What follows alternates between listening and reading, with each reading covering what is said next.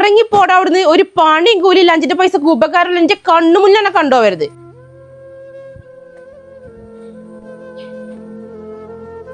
ആടാ ഈ എവിടെയാ? ഈ ഒന്ന് മാനേജറൊക്കെ എനിക്കൊന്നെ കാണില്ല. ഇവിടെ വന്നിരിക്കാണോ? എന്താടാ ഈ കാണണം പറഞ്ഞേ? ഈ വന്നോ? ഞാൻ പോവാടി.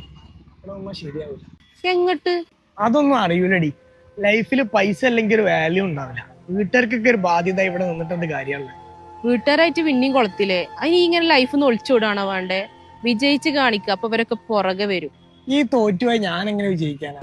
എനിക്ക് ടെക്നിക്കലായിട്ടൊക്കെ നല്ല കഴിവുള്ളതല്ലേ? ഈ മൈജി ഇൻസ്റ്റിറ്റ്യൂട്ട് ഓഫ് ടെക്നോളജിയിൽ ഒന്ന് ജോയിൻ ചെയ്ത് നോക്ക്. അവിടെ ആകുമ്പോ ഇപ്പൊ ഹോസ്റ്റലും ഫ്രീ ആണ്. അത് എനിക്കൊരു ചേഞ്ച് ആവും ചെയ്യും. അതൊക്കെ എനിക്ക് നടക്കുവോ? പിന്നെ നടക്കാതെ, അവിടെ നല്ല എക്സ്പീരിയൻസ്ഡ് ആയിട്ടുള്ള ടീച്ചേഴ്സാ പഠിപ്പിക്കണേ.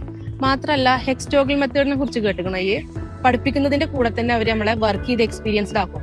അതുകൊണ്ട് കോഴ്സ് കംപ്ലീറ്റ് ആകുമ്പോഴത്തേന് നമ്മള് എക്സ്പേർട്ട് ആയിട്ടുള്ള ടെക്നീഷ്യനായി മാറും. പിന്നെ പെട്ടെന്ന് ജോലി കിട്ടൂലേ?